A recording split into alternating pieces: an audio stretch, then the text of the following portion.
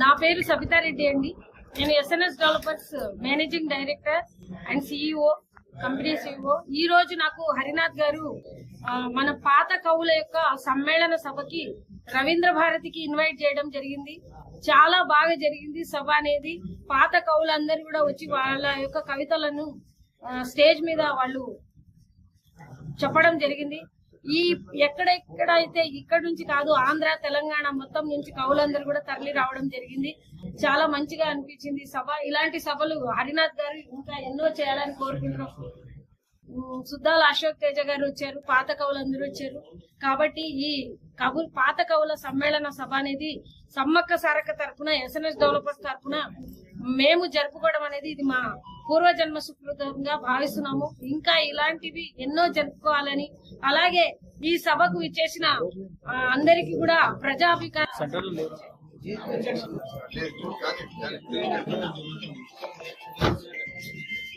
అన్న సురేష్ షాలు గిట్టి అమ్మ షాలు ఏముంటాయి మధ్యలోకి రండి. ఆ టేబుల్ తీసేయండి, వెనక్కనండి. ఆ table వెనక్కనండి.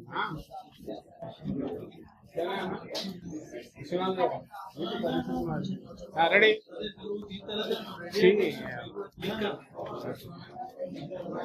Madam? Okay, ready sir. అమ్మా ఆ షీల్డ్ మధ్యలోకి పెట్టండి. మీరు ఇద్దరు పట్టుకోండి సార్.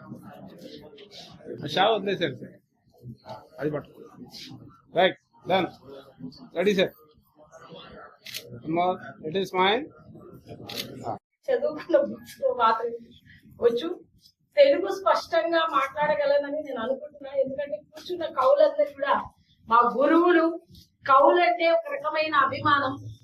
నాకైతే 5 నిమిషాలు కాదు 10 నిమిషాలు ఇవ్వాల్సిందే. పోలిస్తే నా ఏజ్ మీ దాంట్లో చూస్తే సింగిల్ 1% కూడా ఉండదు. కానీ మీ గురించి ఈ రోజు ఈ స్టేజ్ మీద మాట్లాడడానికి మీరు అవకాశం ఇచ్చినందుకు మీ అందరికీ కూడా నా ధన్యవాదాలు తెలుపుకుంటున్నాను. ఫస్ట్ ఆఫ్ ఆల్ పేరు పేరున ధన్యవాదాలు. ఎందుకంటే కొంతమంది పేర్లు మర్చిపోవచ్చు. ఫస్ట్ టైం రావడం, నేను కవుల సమ్మేళన వేదికకు నేను రావడం ఫస్ట్ టైం.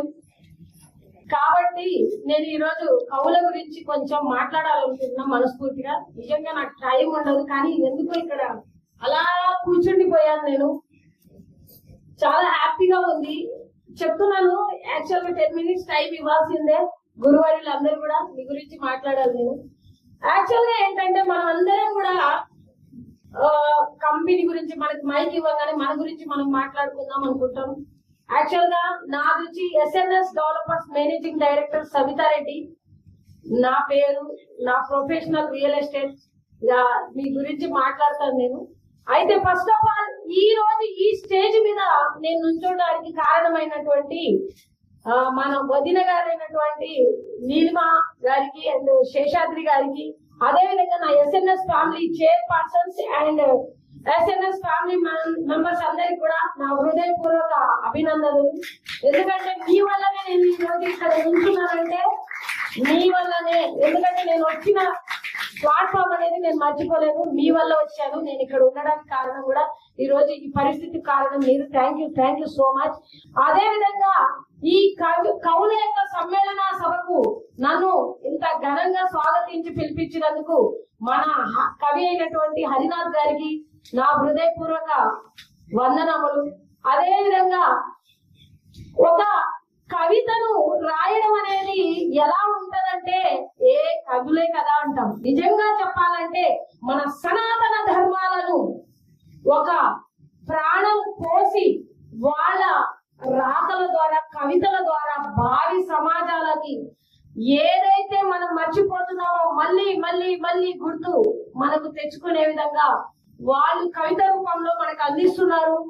మనం తెలుగు భాష యొక్క గొప్పతనాన్ని తెలియజేసే వాళ్ళు ఎవరంటే కేవలం కవులు మాత్రమే, కవయిత్రులు మాత్రమే. అదే విధంగా మనం చాలా ఈ రోజుల్లో చాలా ఎంతగా బిజీ అయిపోయామంటే చాలా మన షెడ్యూల్ అంతా కూడా టైం లేదు. ఐఎమ్ వెరీ బిజీ అంటాం. నిజంగా చెప్పాలంటే కవులు ఎంత అదృష్టవంతులో తెలుసా? మనం కలలు కనడానికి కూడా టైం లేదు. యాక్చువల్ గా చెప్పాలంటే హరినాథ్ గారు ఈ పుస్తకంలో ఒక చోట రాశారు నా ఏం రాశారంటే వరం 42వ పేజీ చూడండి మీరు వరం రాశారు